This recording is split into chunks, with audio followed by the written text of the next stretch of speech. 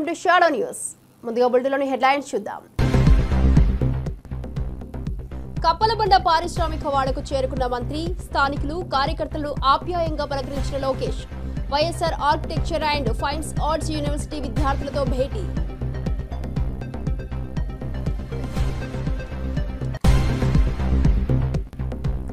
హైదరాబాద్ యశోద ఆసుపత్రిలో చేరిన కేసీఆర్. వైద్యుల సూచన మేరకే ఆసుపత్రిలో అడ్మిట్. కొనసాగుతున్న తదుపరి వైద్య పరీక్షలు. ఇటీవలే చికిత్స పొంది డిశ్చార్జ్ అయిన మాజీ ముఖ్యమంత్రి.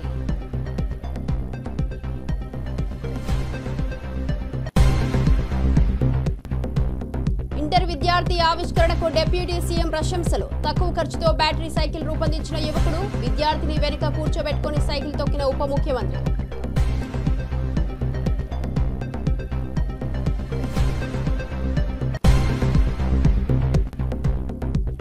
చేనేత అభివృద్ధిపై తుమ్మల సమీక్ష సమావేశం.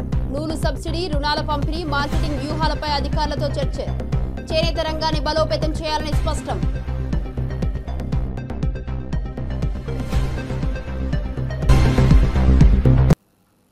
డీటెయిల్ చూస్తే కొత్త చెరువులో సీఎం లోకేష్ పాల్గొన్న mega teacher meeting. Sri Sathya Sai జిల్లా కొత్త చెరువు పాఠశాలలో జరిగిన మెగా పేరెంట్ టీచర్ మీటింగ్ లో సీఎం చంద్రబాబు విద్యార్థులకు వనరులు పాఠం చెప్పారు. మంత్రి నారా లోకేష్ విద్యార్థులతో కూర్చొని క్లాస్ విన్నారు. రాజకీయాల్లోకి రావాలని విద్యార్థులకు సీఎం పిలుపునిచ్చారు. చదువు ఎంత ముఖ్యమో సేవా భావనతో నాయకత్వం అవసరమని అన్నారు. అది ఏమంటారు? వనరులు అంటారు. మీ చుట్టూ ఒకసారి పరిశీలిస్తే అనేక వనరులు మీరు గమనించవచ్చు. తాగేదానికి ఏం కావాలంటాం? తాగినప్పుడు దాహం వేసింది, ఏం చేస్తారు మీరు? వాటర్ తాగుతారు. తాగినప్పుడు దాన్ని ఏమంటారు? అదే సమయంలో మీ పాఠశాల అయిపోయింది, ఇంటికి పోవాలి. దేంట్లో పోతారు మీరు? బస్సులో పోతారు. దాన్ని ఏమంటాం? వనరులు అంటాం. అదే సమయంలో మీరు చదివే పాఠ్య పుస్తకాలు, దాన్ని ఏమంటారు? ఎందుకు వనరు అంటున్నారు? ఉపయోగపడుతుంది కాబట్టి. వనరులు అంటే ఏంటి అని రాజు వాళ్ళ అమ్మని అడిగాడు. అడిగినప్పుడు వాళ్ళ అమ్మ చెప్పింది ఏం చెప్పిందంటే, మన అవసరాలు సంతృప్తి పరచడానికి ఉపయోగపడేది ఏదైనా సరే అది ఏమంటారు? టీచర్ చంద్రబాబు స్టూడెంట్ గా లోకేష్ క్లాస్ కి హాజరు. ఇక 8వ తరగతి విద్యార్థులకు సీఎం చంద్రబాబు స్వయంగా పాఠం చెబుతుండగా మంత్రి నారా లోకేష్ ఆసక్తిగా క్లాస్ విన్న సన్నివేశం అందరినీ ఆకట్టుకుంటుంది. ఇక చదువుతో పాటు వ్యక్తిత్వ వికాసానికి ప్రాముఖ్యత కల్పించాలన్న సందేశాన్ని ఈ కార్యక్రమం ఇచ్చింది. విద్యార్థుల మోటివేషన్ కు ఇది చక్కటి ఉదాహరణగా నిలిచింది. ఉన్నారా? వేరే ఎక్కడ ఆలోచనలు ఉన్నాయా? మళ్ళా నేను చెప్పగలుగుతారా? నేను చెప్పింది యాజ్ ఇట్ ఈజ్ మీరు చెప్పాలి. సరేనా? సిద్ధమేనా? ఓకే. మొదటి టాపిక్, ఎవరన్నా హోంవర్క్ చేసుకొని వచ్చారా? చదువుకున్నారా? ఈ సబ్జెక్టు అయితే నేను బ్రీఫ్ గా చెప్తాను.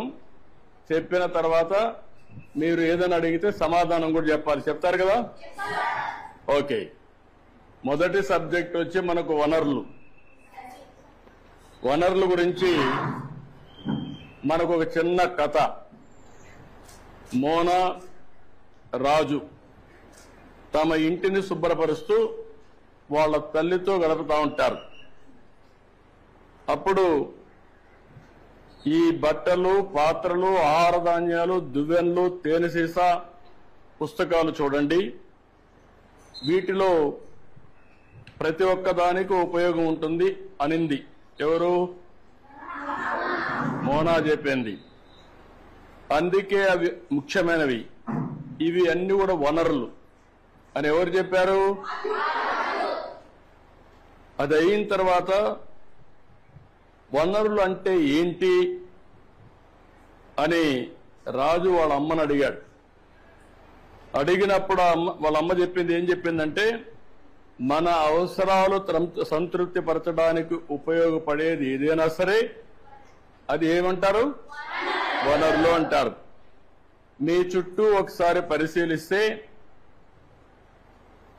అనేక వనరులు మీరు గమనించవచ్చు. తాగేదానికి ఏం కావాలంటాం? తాగినప్పుడు దాహం వేసింది, ఏం చేస్తారు మీరు? వాటర్ తాగుతారు. తాగినప్పుడు దాన్ని ఏమంటారు? అదే సమయంలో మీ పాఠశాల అయిపోయింది, ఇంటికి పోవాలి. దేంట్లో పోతారు మీరు? బస్సులో పోతారు. దాన్ని ఏమంటాం? వనరులు అంటాం. అదే సమయంలో మీరు చదివే పాఠ్యపుస్తకాలు, దాన్ని ఏమంటారు? ఎందుకు వనరు అంటున్నారు? ఉపయోగపడుతుంది కాబట్టి. మీ నాన్న ఇంటికి పోతానే మీకేదో తినిబండారం ఇస్తాడు. దాన్ని తాజా కూరగాయలతో కూడా తయారు చేస్తాడు. దాన్ని ఏమంటారు? వనరులు అంటారు. ఎందుకు? ఉపయోగపడుతుంది. నీరు, విద్యుత్తు, అదే మాదిరిగా బస్సు, కూరగాయలు, పాఠ్యపుస్తకం, ఇవన్నీ కూడా వనరులు. ఇవన్నీ కూడా తయారు చేసినప్పుడు నేరుగా గాని వస్తువులతో తయారు చేస్తారు. అవునా కాదా అని అడుగుతున్నా మిమ్మల్ని. ఇది రావడానికి తయారు చేసే అన్ని కూడా వనరులే. అవునా కాదా? కాబట్టి ఏదైనా ఒక వస్తువు వనరులుగా ఏ విధంగా మారుతుంది అని రాజుకు అనుమానం వస్తుంది. రాజుకు అనుమానం వస్తే చేనేత అభివృద్ధిపై తుమ్మల సమీక్ష సమావేశం. చేనేత, జౌళి శాఖపై మంత్రి తుమ్మల నాగేశ్వరరావు సమీక్ష నిర్వహించారు.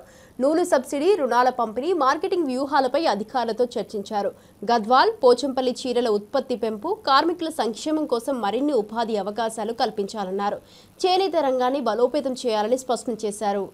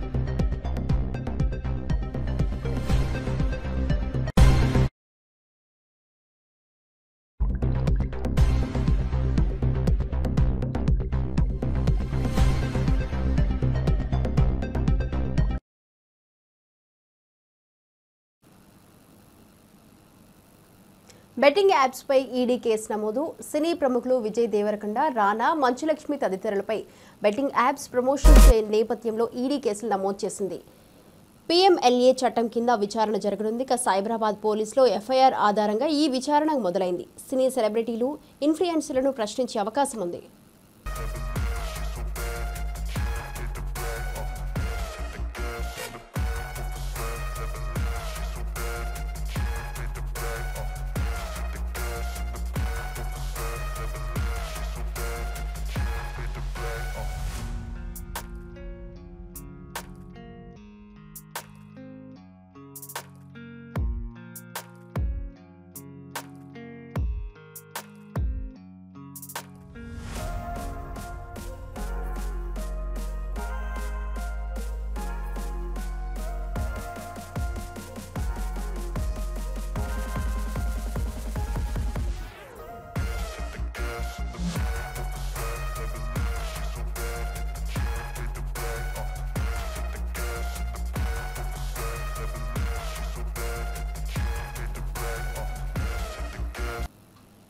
తల్లికి వందనం కార్యక్రమంపై లోకేష్ సందేశం గురువులే చదువుతో పాటు జీవిత పాఠాలు చెప్పే మార్గదర్శకులని మంత్రి లోకేష్ అన్నారు.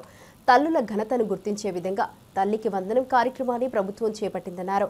విద్యార్థుల తనను మలుచుకున్న గురువులను ఎప్పటికీ గుర్తుంచుకోవాలన్నారు.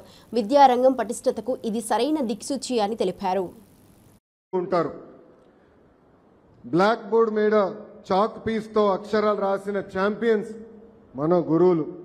క్లాస్ రూమ్లో చదువుతో పాటు జీవిత పాఠాలు చెప్పేది మన గురువు. స్టూడెంట్ ర్యాంకులు కొడితే ఆనందపడేది మన గురు, స్టూడెంట్కి ఉద్యోగాలు వస్తే గర్వంగా చెప్పేది మన గురు. అందుకే మనం ఎంత ఎదిగినా ఎంత పైకెళ్ళినా మన గురువుని ప్రత్యేకంగా మన పాఠశాలని మనం జీవితాంతం గుర్తుపెట్టుకోవాల్సిన అవసరం ఉంది. మాతృదేవో భవ, అమ్మ అంటే 2 అక్షరాలు కాదు, కనిపించే దేవత. తన జీవితం మన కోసం త్యాగం చేసేది మన అమ్మ. మన భవిష్యత్తు కోసం అహర్నిశలు కష్టపడేది మన అమ్మ. మనకి నడక నేర్పేది అమ్మ, మనకి బాధ్యత కూడా నేర్పేది అమ్మ. అందుకే గౌరవ ముఖ్యమంత్రి గారు తల్లికి వందనమని ఆనాడు చెప్పినప్పుడు కేవలం డబ్బులు ఇస్తాం కాదు, తల్లి పట్ల గౌరవం పెరగాలి, ఎప్పుడో తల్లికి అండగా నిలబడాలి. నేను పాదయాత్రలో ఎప్పుడు చెప్పేవాడిని, అమ్మని జాగ్రత్తగా చూసుకొని నాన్న ఏడిపించమని. అమ్మని మన గుండెల్లో పెట్టుకుని కాపాడాల్సిన బాధ్యత ఇక్కడున్న మనందరిపైన ఉంది. గౌరవ ముఖ్యమంత్రి గారు నన్ను విద్యాశాఖ మంత్రి చేసినప్పుడు నాకు ఒకటే చెప్పారు, ప్రైవేట్ పాఠశాలలకి ధీటుగా ప్రభుత్వ విద్యని తీర్చిదిద్దామని నేను చెప్పారు. అందుకే మీరు చూస్తే ఎప్పుడు లేని విధంగా ఈరోజు అద్భుతమైన యూనిఫామ్లు మీకు అందజేశాం, పుస్తకాలు ఇచ్చాం. ప్రైవేట్ సంస్థకి ధీటుగా ఈరోజు మీకు బ్యాగులు కూడా ప్రభుత్వం అందజేసింది, షూలు కానీ ఇవన్నీ కూడా ప్రభుత్వం అందజేసింది. ఇక్కడున్న తల్లిదండ్రులు ఒక్కసారి ఆలోచించమని కోరుతున్నా. గతంలో యూనిఫామ్లు ఇచ్చారు, నాణ్యత ఉండేది కాదు. ఈరోజు మేము ఇచ్చిన యూనిఫామ్ అన్ని స్టడీ చేసి కొంచెం బయట ఎండగా ఉన్నా కూడా పిల్లలకి ఇబ్బంది ఉండకూడదు, ఎక్కువ చవంట పట్టకూడదని అద్భుతమైన ఫ్యాబ్రిక్ కూడా తెస్తాం జరిగింది.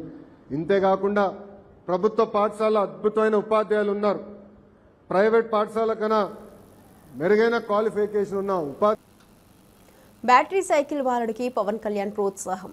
బ్యాటరీ సైకిల్ రూపొందించిన విద్యార్థి సిద్ధు సైకిల్ను స్వయంగా నడిపిన పవన్ కళ్యాణ్ ₹1,00,000 ప్రోత్సాహంగా ప్రకటించారు. యువతలో ఉన్న ప్రతిభను గుర్తించి ప్రోత్సహించాల్సిన అవసరం ఉందని చెప్పారు. ఇంజనీరింగ్ లేని గ్రామీణ విద్యార్థి కొత్త ఆవిష్కరణకు ఇదే చక్కటి గుర్తింపని పేర్కొన్నారు.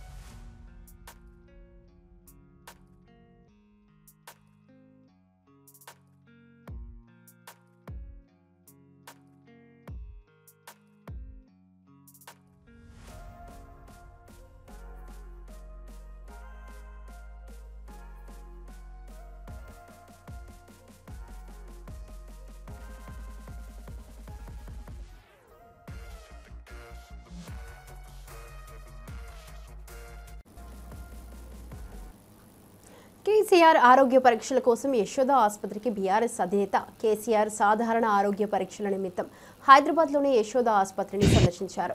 గతంలో చేసిన చెకప్కు ఫాలోఅప్గా ఈసారి వచ్చినట్టు సమాచారం. వైద్యుల పర్యవేక్షణలో టెస్టులు పూర్తయ్యాయి. ఆయన ఆరోగ్యంపై అభిమానుల ఆందోళనకు ఇది ఓ ఊరట.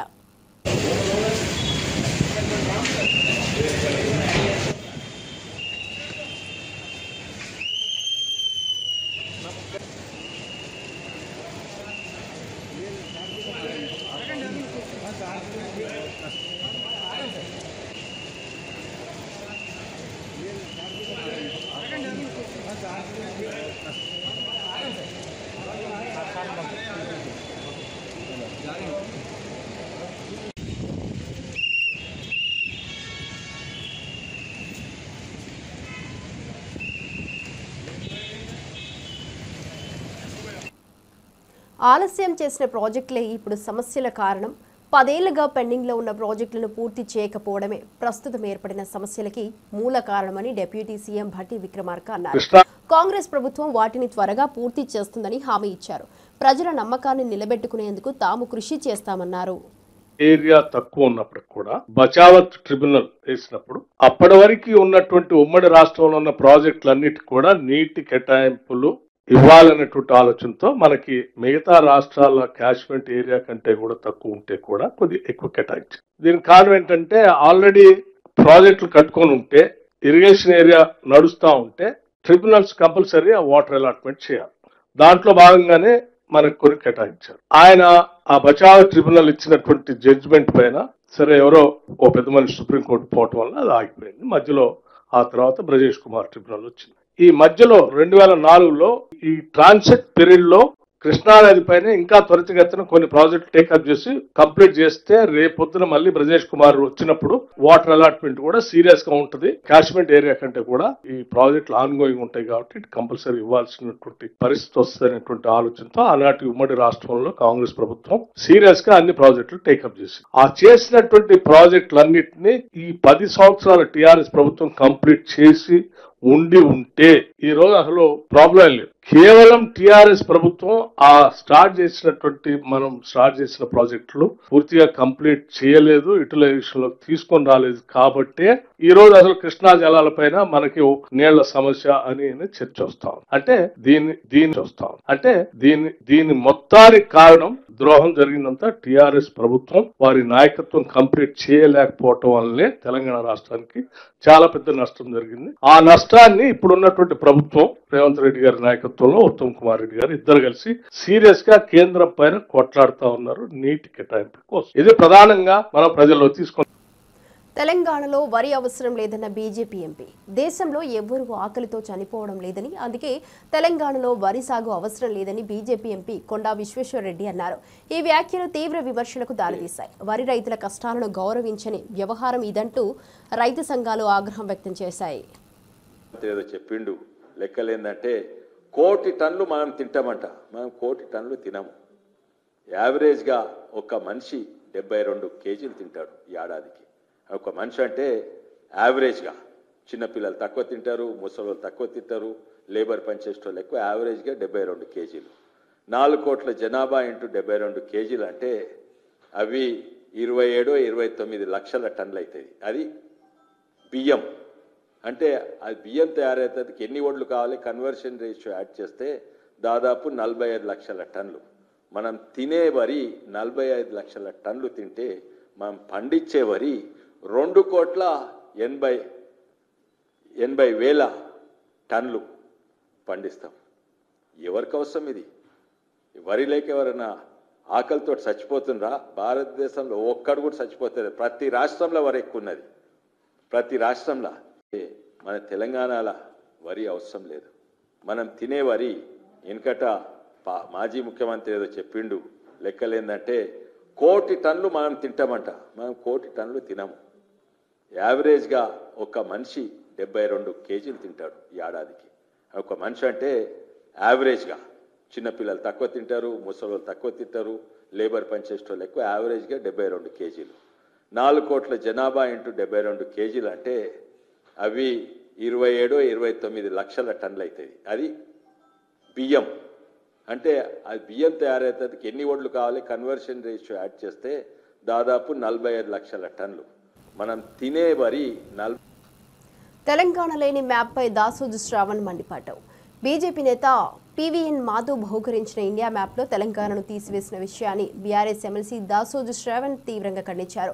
టీడీపీ నేత నారా లోకేష్ కు బుద్ధి ఉండాలన్నారు. బీజేపీ టీడీపీలు తెలంగాణ అస్తిత్వాన్ని అపహాస్యం చేస్తున్నాయన్నారు.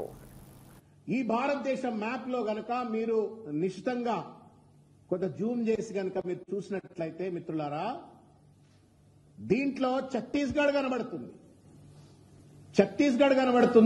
కొత్తగా ఏర్పడ్డ ఛత్తీస్గఢ్ రాష్ట్రం కనబడుతుంది, జార్ఖండ్ రాష్ట్రం కనబడుతుంది.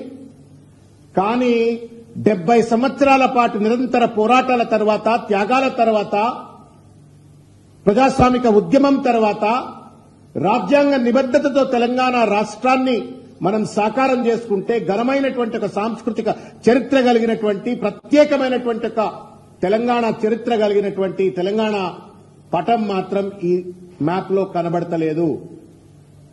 ఇచ్చేటాయనకు బుద్ధి లేదు, తీసుకునేటాయనకు కూడా బుద్ధి లేనట్టుగా స్పష్టంగా కనబడతా ఉంది. Is this not an insult to Telangana? ఇవాళ బీజేపీ, తెలుగుదేశం 2 పార్టీలు కలిసి తెలంగాణ అస్తిత్వాన్ని అపహాస్యం చేసినట్లు కాదా అని చెప్పని ఈ సందర్భంగా నేను ప్రశ్నిస్తా ఉన్నాను. ఈ భారతదేశం మ్యాప్ లో గనక మీరు నిశితంగా కొంత జూమ్ చేసి గనక మీరు చూసినట్లయితే మిత్రుల తెలంగాణలో కల్తీ కళ్లు తాగి 6 మృతి చెందారని బీజేపీ రాష్ట్ర అధ్యక్షుడు రామచంద్రరావు అన్నారు. కొందరికి కిడ్నీలు దెబ్బతిన్నాయన్నారు. ఎక్సైజ్ శాఖ కళ్లు వ్యాపారులతో కుమ్మక్కై నిఘా లేకుండా వ్యవహరిస్తోందని ఆరోపించారు. మత్తు పదార్థాలపై ప్రభుత్వ వైఫల్యం స్పష్టమన్నారు. అక్కడ వ్యక్తిని ఎవరైతే వెళ్ళారో అక్కడికి వాళ్ళు తాగిన తర్వాత అనధికారికంగా తెలిసింది 6 చనిపోవడం జరిగింది. ఈరోజు నిమ్స్ హాస్పిటల్లో దాదాపు 31 మంది ఇక్కడ అడ్మిట్ అయి ఉన్నారు. అందులో కొంతమంది ఐసీయూలో ఉన్నారు. 7గురికి కిడ్నీ ఫెయిల్ అయినాయి. వాళ్ళకి డయాలిసిస్ కూడా చేసేటటువంటి ప్రయత్నం చేస్తూ ఉన్నారు. మిగతా వాళ్లకు గ్యాస్ట్రోఎంట్రాలజీ సంబంధించినటువంటి ఒక ఏవైతే వాళ్ళకి ఇర్రెగ్యులర్ జరిగిందో ఇవన్నీ కూడా ఈరోజు నిమ్స్ డాక్టర్లు వారి ప్రయత్నాలు వాళ్ళు చేస్తూ ఉన్నారు. ఏదైనప్పటికీ కూడా లోపల వాళ్ళ పరిస్థితి చూస్తూ ఉంటే చాలా బాధగా అనిపిస్తుంది. కళ్ళులో మామూలు కళ్ళు చెట్ల మీద తీసుకుంటేనో అది పెద్ద పాయిజనస్ కాదు, అడల్టరేటెడ్ అయితేనే ప్రావిజన్స్ చెప్పేసి కూడా డాక్టర్స్ చెప్తా ఉన్నారు. దీంట్లో కలిపింది మందు అంటే ఎన్డీపీఎస్ కింద వచ్చేటటువంటి ఒక psychotropic substance, controlled substance, డైజోఫామ్, అల్ఫ్రదమా, chlorophyll లాంటి ఒక ఏవైతే డ్రగ్స్ ఉంటాయో దానికి కలిపి అక్కడ సప్లై చేయడం జరిగిందని స్పష్టంగా అర్థమవుతుంది. 1 బాటిల్ 2 బాటిల్ తాగిన వాళ్ళు ఉన్నారు. వాళ్ళ కిడ్నీలు ఫెయిల్ అయినాయి. అంటే ఎంత సీరియస్గా మందు కలిపి ఉండొచ్చు మీరు ఒక్కసారి ఆలోచించండి. ఎక్సైజ్ డిపార్ట్మెంటు కుమ్మక్కై కాంట్రాక్టర్స్తోని ఈ యొక్క మందు సప్లై విచ్చలవిడిగా జరుగుతుందని చెప్పేసి మేము భావిస్తూ ఉన్నాం. జనరల్ స్టోర్స్లో దొరికేటటువంటి ఒక ఏవైతే వస్తువులు అనేది దొరుకుతూ ఉన్నాయి ఇవన్నీ కిరాణా దుకాణాల్లో. ఇది ఒక ఇన్సిడెంట్, ఈ యొక్క సంఘటన ఈ రోజే కాదు, 6వ తారీఖున ముందు కూడా వికారాబాద్లో జరిగింది, కామారెడ్డిలో జరిగింది, మరి అనేక ప్రాంతాలు జరిగినాయి. కొన్ని బయటకు వస్తున్నాయి, కొన్ని బయటికి రావట్లేదు. కాబట్టి నేను ప్రభుత్వాన్ని డిమాండ్ చేస్తూ ఉన్నాను, కల్తీ మందు కలిపేటటువంటి ఒక ఏవైతే దుకాణాలు ఉంటాయో దాన్ని వెంటనే మూసివేయాలి. ఎక్సైజ్ డిపార్ట్మెంట్ రోజు తనిఖీ చేసి ఏ విధంగా వీళ్ళు కళ్ళు అమ్ముతున్నారా, కళ్ళు కలుపుతున్నారా అనే విషయం కూడా వాళ్ళు చూడాల్సిన బాధ్యత వాళ్ళకు ఉన్నది. కాబట్టి ఈరోజు ఎవరైతే చనిపోయారో వాళ్లకు మా తరఫు నుంచి మేము ప్రగాఢమైన సంతాపం తెలుపుతున్నాం. డాక్టర్లు వాళ్ళ ప్రయత్నాలు వాళ్ళు చేస్తూ ఉన్నారు. కొంతమంది ఇంకా సీరియస్గా ఉన్నారు. 31 మంది ఇక్కడ ఒకటే హాస్పిటల్లో ఉన్నారంటే ఇంకా చాలామంది వాళ్ళు ప్రైవేట్గా వేరే చోట కూడా వెళ్ళిపోవడం జరిగింది. కాబట్టి ఇది హైదరాబాద్ నగరంలో ఈ మధ్య కాలంలో జరిగినటువంటి ఒక ఏదైతే సంఘటన ఉందో ఇది చాలా పెద్ద సంఘటన. దీని పట్ల ప్రభుత్వం ఇప్పటికైనా కన్ను తెరిచి ఇటువంటి ఒక సంఘటన జరగకుండా ఉండాలని చెప్పేసి కూడా మేము కోరుతాం. ప్రెస్ క్లబ్లు పబ్బులు అంటూ తెలంగాణ సీఎం రేవంత్ రెడ్డి చేసిన వ్యాఖ్యలపై తీవ్ర విమర్శలు వెల్లువెత్తుతున్నాయి. జర్నలిస్టులను అవమానించడంతో పాటు ప్రెస్ క్లబ్ స్థానాన్ని తక్కువ చేస్తూ చేసిన ఈ వ్యాఖ్యలు బాధాకరమని బీఆర్ఎస్ ఖండించింది. మహాన్యూస్ ఘటనపై వెంటనే స్పందించిన వారు రేవంత్ వ్యాఖ్యలపై ఎందుకు మౌనం వహిస్తున్నారని ప్రశ్నించింది. బీజేపీ, కమ్యూనిస్టు పార్టీలు కూడా ఎందుకు స్పందించలేదని నిలదీశారు. రేవంత్ గతంలో ఇదే ప్రెస్ క్లబ్లో మీట్ ది ప్రెస్లో పాల్గొన్నప్పుడు గౌరవంగా మాట్లాడారు. ఇప్పుడు ముఖ్యమంత్రి అయ్యాక తలపు మారడం ఏంటని బీఆర్ఎస్ మండిపడుతోంది. వెంటనే క్షమాపణ చెప్పాలని డిమాండ్ చేసింది. మరి ఒక 10 మంది కలిసేటువంటి కలయిక కలిసినటువంటి క్లబ్ని ఇవాళ పేకాడ క్లబ్ లాగా మాట్లాడి, పబ్బులాగా మాట్లాడి ఇవాళ జర్నలిస్టులని అవమానపరిచినటువంటి రేవంత్ రెడ్డి జర్నలిస్ట్ సమాజానికి క్షమాపణ చెప్పాలని చెప్పేసి డిమాండ్ చేస్తా ఉన్నాం. అదే సోమాజిగూడ క్లబ్లో ఈ మాట్లాడుతున్నటువంటి రేవంత్ రెడ్డి సరిగ్గా ముఖ్యమంత్రి అయ్యే కంటే 20 రోజుల ముందు సోమాజిగూడ ప్రెస్ క్లబ్లో ఆయన ప్రెస్ మీట్ పెట్టినటువంటి విషయాన్ని మర్చిపోయిండు. సోమాజిగూడ ప్రెస్ క్లబ్ వేదికగా మా ప్రభుత్వం పైన అనేక విమర్శలు చేసినటువంటి రేవంత్ రెడ్డి ఆ సోమాజిగూడ ప్రెస్ క్లబ్ని అవమానించడం అనేటువంటిది దుర్మార్గం. రేవంత్ రెడ్డికి ఒక లక్షణం ఉన్నది, ఏరు దాటగానే తప్ప ముంచేటువంటి లక్షణం ఉన్నది రేవంత్ రెడ్డికి. అందుకే ఆయన అనేక సందర్భాల్లో ఒక మాట చెప్పుకుంటూ వస్తున్నాడు, నేను నల్లమల బిడ్డను తొక్కుకుంటొచ్చి ముఖ్యమంత్రి అయినని. ఎస్, నువ్వు ఉత్తమ్ కుమార్ రెడ్డిని తొక్కింది వాస్తవమే, నువ్వు కోమటిరెడ్డి వెంకటరెడ్డిని తొక్కింది వాస్తవమే, నువ్వు శ్రీధర్ బాబుని దొక్కుంటూ వచ్చింది వాస్తవమే. నువ్వు కాంగ్రెస్ జెండాలను మోసినటువంటి అనేక మంది నాయకులని, త్యాగాలు చేసినటువంటి నాయకులని నీ కుట్రలతోటి, నీ కుతంత్రాలతోటి తొక్కుకుంటూ వచ్చింది వాస్తవమే. కానీ చివరికి నీ మాట, నీ గొంతయి ప్రపంచానికి వినిపించినటువంటి జర్నలిస్టులను కూడా నేను తొక్కుతా అని చెప్పేసి మాట్లాడము, గతంలో మాట్లాడినావు. చివరికి వేదిక అయినటువంటి సోమాజిగూడ ప్రెస్ క్లబ్ని కూడా క్లబ్గా మాట్లాడి మాజీ సీఎం జగన్ కు కోవూరు ఎమ్మెల్యే ప్రశాంత్ రెడ్డి ఎదురైన అవమాన ఘటనపై ప్రశ్నలు సంధించారు. మహిళలపై అసభ్య వ్యాఖ్యలు చేయడం ఎంతవరకు సమంజసమని ప్రశ్నించారు. అవినీతిపై ప్రశ్నించాలని, తమ పార్టీ మహిళా నేతపై వైఎస్ఆర్సీపీ నేతలు అవహేళన చేస్తున్నారని మండిపడ్డారు. జగన్ కుటుంబంపై ఇలాగే మాట్లాడితే ఊరుకుంటారా అని నిలదీశారు. ఆ వ్యాఖ్యలను జగన్ వెంటనే వెనక్కి తీసుకోమని చెప్పలేదంటే అలాంటి నేతలను ప్రోత్సహిస్తున్నారని ఆరోపించారు. తనకు రాష్ట్ర వ్యాప్తంగా అండగా మద్దతు రావడానికి కారణం కాంగ్రెస్ పార్టీ నాయకత్వమేనని చెప్పారు. మహిళల గౌరవం కోసం పోరాటం ఆపబోమని స్పష్టం చేశారు. ఒక ఎమ్మెల్యేనైనా నన్ను ఎలాంటి మాటలు మాట్లాడాడో అదేవిధంగా ఈ బుచ్చిరెడ్డిపాళెంలో ఈరోజు ఎంతోమంది మహిళా కౌన్సిలర్లు ఉన్నారు, చైర్మన్ ఉన్నారు. ఇలాగా 33% రాబోయే రోజుల్లో రిజర్వేషన్ వస్తుంటే మహిళలు ముందుకొచ్చి మేము రాజకీయాల్లో రాణిస్తాము, మీకన్నా మేము బాగా చేసి చూపిస్తాము అని చెప్పి ముందుకొచ్చే ధైర్యవంతమైన మహిళలందరినీ అవినీతిని గురించి మేము ప్రశ్నిస్తే అవినీతిని గురించి నువ్వు తిరిగి సమాధానం చెప్పలేక మమ్మల్ని అవహేళన చేసి మీకు సపోర్ట్ చేసే వైసీపీ నాయకులు,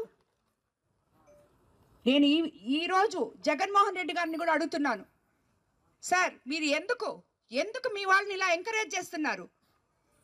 ఏం తప్పు చేశామని మహిళలకి ఇంత అన్యాయం ఎందుకు? మీరు మీ ఇంట్లో వాళ్ళని అంటే మీరు ఊరుకుంటారా? ఒక్కసారి మీరు ఈ మాట్లాడే వాళ్ళకి ఒక్కరికొక్కరికి ఫోన్ చేసి ఏం చేస్తున్నారా మీరు, మీ మాటలు వెనక్కి తీసుకోండి, ఒక మహిళని, కుటుంబ స్త్రీని ఎందుకు ఇలా మాట్లాడుతున్నారు అని ఒక్క మాట అడగలేకపోయారు. ఈరోజు రాష్ట్రమంతా, దేశమంతా నా వైపు ఉంది, నాతో ఉంది.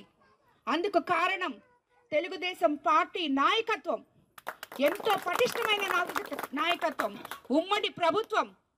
చంద్రబాబు నాయుడు గారి దగ్గర నుంచి, లోకేష్ బాబు గారి దగ్గర నుంచి, ఈరోజు పవన్ కళ్యాణ్ గారి దగ్గర నుంచి, భువనేశ్వరమ్మ దగ్గర నుంచి అందరూ నన్ను ఓన్ చేసుకొని వాళ్ళ బిడ్డలాగా, వాళ్ళ కుటుంబ సభ్యురాల్లాగా ఈరోజు ప్రతి ఎమ్మెల్యే, ప్రతి ఎంపీ, ప్రతి మినిస్టరు, అందరూ అధికారులు ప్రతి ఒక్కరూ ఒక లైన్కి వచ్చి ఒక ఆడబిడ్డకి అన్యాయం జరిగింది అని మాట్లాడుతుంటే ఇంకా అచ్చొచ్చిన ఆంబోతుల్ని ఊరి మీద వదిలి వాళ్ళు చేసింది నిజము, వాళ్ళు మాట్లాడింది నిజము అని మీ నాయకుల చేత చెప్పిస్తూ ఏం తప్పు మాట్లాడాడు ప్రసన్నని మాట్లాడిస్తూ. బులెటిన్ ముగించే ముందు మరోసారి హెడ్లైన్ చూద్దాం. కప్పలబండ పారిశ్రామిక వాడకు చేరుకున్న మంత్రి, స్థానికులు, కార్యకర్తలను ఆప్యాయంగా పలకరించిన Lokesh. YSR architecture and fine arts university విద్యార్థులతో భేటీ.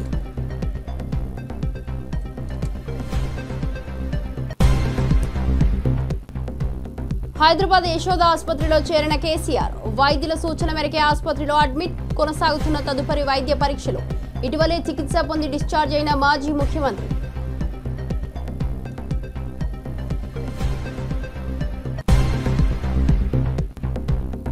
ఇంటర్ విద్యార్థి ఆవిష్కరణకు డిప్యూటీ సీఎం ప్రశంసలు. తక్కువ ఖర్చుతో బ్యాటరీ సైకిల్ రూపొందించిన యువకుడు. విద్యార్థిని వెనుక కూర్చోబెట్టుకుని సైకిల్ తొక్కిన ఉప ముఖ్యమంత్రి.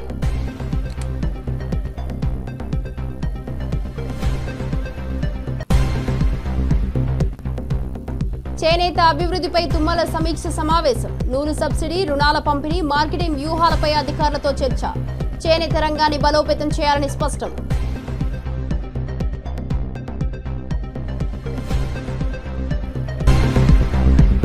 ఇవి ఇప్పటివరకు బులెటిన్ అప్డేట్స్. చూస్తూనే ఉండండి షాడో న్యూస్.